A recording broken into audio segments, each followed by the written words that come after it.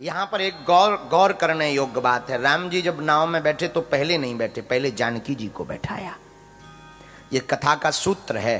साथ में अगर परिवार में कोई माँ जी या स्त्री हो या बहन हो या बिटिया हो तो किसी भी वाहन पर चलने के पहले उनको पहले बैठाओ।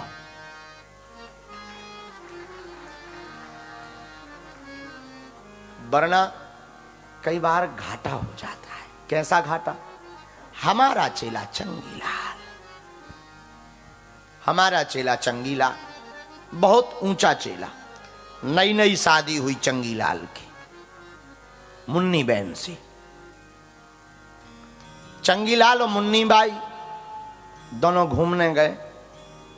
रेलवे स्टेशन पर एक बूढ़ा आदमी जिसका नाम टिल्लू गुरु, टिल्लू गुरु रामायण पढ़ रहा था, रामचरितमानस। तो चंगीलाल ने देखा, युवान लड़का था चंगीलाल, क्या रामायण लगाए रहते हो, दिन ना रात रामायण रामायण पढ़ रहे, क्या रखा रामायण में? पुरानी हो गई, नई पुस्तकें आ गई, उनको पढ़ो।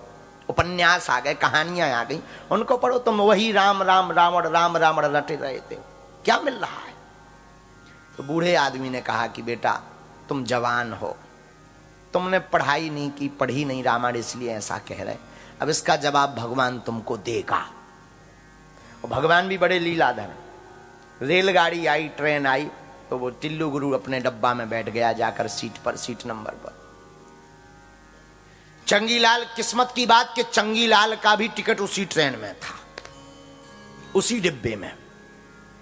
तो चंगीलाल आगे बैठ गया, तब तक रेलगाड़ी की सीटी बज गई, रेलगाड़ी चली गई, लुगाई चंगीलाल की रेलवे प्लेटफॉर्म पे रह गई।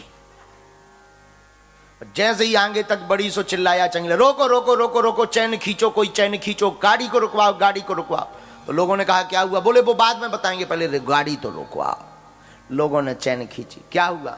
बोले हमारी लुगाई मुन्नी बाई प्लेटफॉर्म पर रह गई।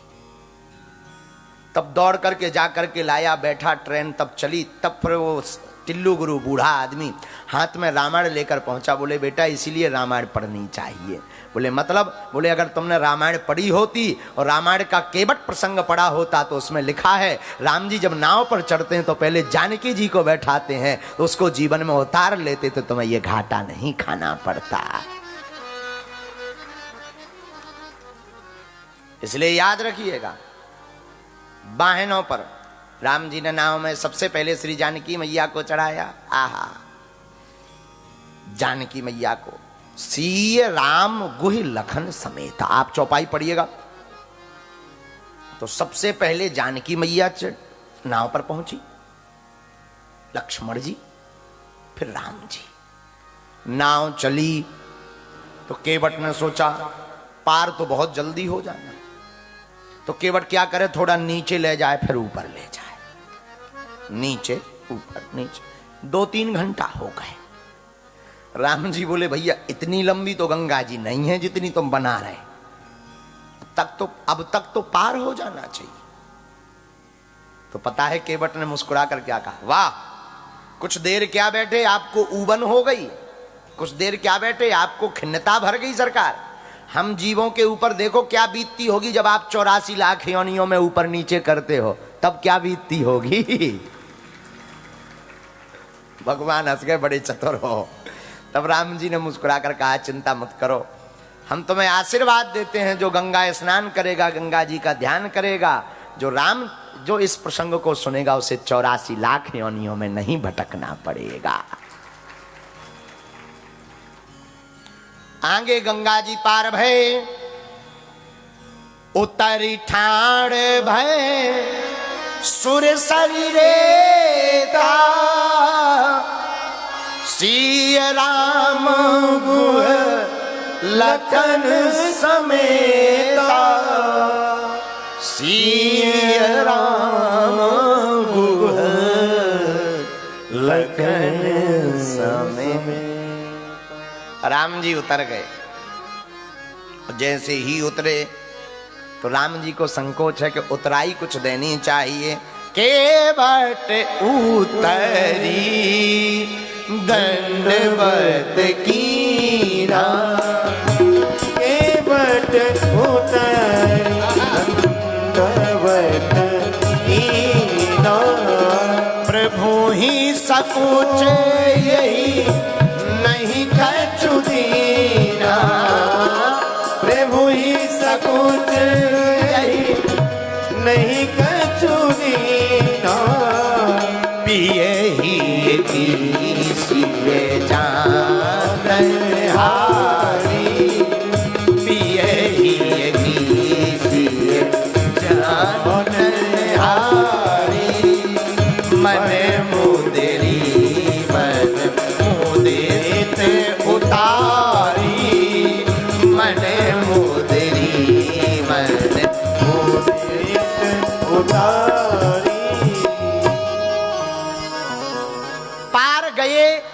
केवट ने साष्टांग दंडवत प्रणाम किया। आपकी जय हो सरकार, आपकी जय हो, आपकी जय हो, आपकी जय हो। आहा, राम जी ने मन में संकोच किया, कुछ दिया नहीं हमने केवट को, कुछ देना चाहिए, लेकिन हमारे पास तो कुछ नहीं है, क्योंकि तापस बेश विशेष उदासी 14 बरसो राम वनवासी। राम जी तो सोच रहे कि हमारे पास तो कुछ नहीं है, हम तो तपस्वियों का वेश धारण करें, लेकिन पत्नी वही है जो पति के मन की जान जाए। जानकी जी पति के मन की, श्री राघव जी के मन की जान गई। पियहि की सिए जानन हारी, मन मुदरी मन मुदित उतारी। अपने हाथों से मुदरी उतारी, मन में प्रार्थना करते हुए राम जी से कहा, सरकार आपके इस हाथ में कुछ नहीं है तो कोई बात नहीं, आपके इस हाथ में तो है। हमारे पिता ने हमारा हाथ आपके हाथ में सौंप रखा है। आहा, केवट की तरफ राम जी देख करके मुद्री लेकर के जानकी जी से, लो भाई केवट पकड़ो। केवट बोला, सरकार ये क्या है? उतराई। केवट हंस पड़ा, बोले सरकार एक जैसा बिजनेस करने वाला कोई एक दूसरे को रुपया नहीं देता है। हाँ, एक जैसा कोई काम करने वाला व्यक्ति अगर जाए, नाऊ से न नाई लेत बाल की कटाई को, अगर एक नाई दूसरे नाई की दुकान पे जाए और बाल कटवाए तो रुपया नहीं लेता है। धोबी से न धोबी लेत वस्त्र की धुलाई को, एक दूसरे की बिजनेस एक जैसा बिजनेस हो तो रुपया नहीं लिया जाता सरकार। लक्ष्मण जी बोले, एक बात बताओ, ये तुम्हारा और प्रभु का एक जैसा बिजनेस कौन सा है? एक जैसा बिजनेस कौन सा है? अरे बोले दोनों का एक जैसा काम है। राम जी बोले, कौन सा बताओ भैया? बोले, अंतर इतना है, आप भवसागर पार करवाते हो, हम गंगा पार करवाते हैं। काम तो दोनों लोगों का एक जैसा है, जो आप करते वो हम करते हैं। लक्ष्मण जी बोले, ले एक और नई कहानी सुन लो, ये और विचित्र है। हाँ, लक्ष्मण जी बोले, धन्य।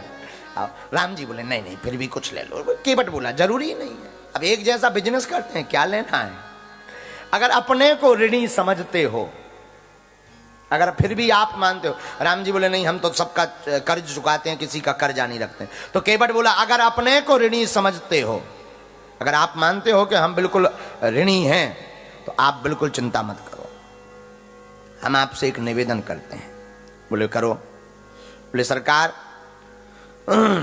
अगर आप मानते हो कि आप हमारे ऋणिया हो, एक काम करना, आप आए गंगा जी तो हमने पार किया, एक दिन हम आपके पास आएंगे तो आप हमें भाव से पार करा देना,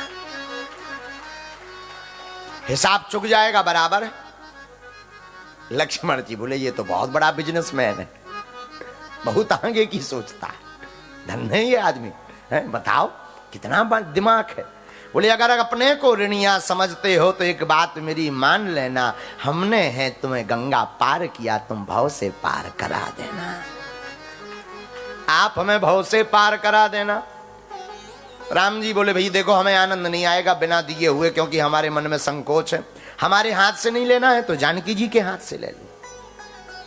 अब तो और केवट रोने लगा, बोले, क्यों ये पागलों जैसी बात कर, सरकार आपके हाथ से ले भी ले तो चलेगा, पर जानकी जी। राम जी बोले, मतलब क्या? बोले, वो हमारी बिटिया है।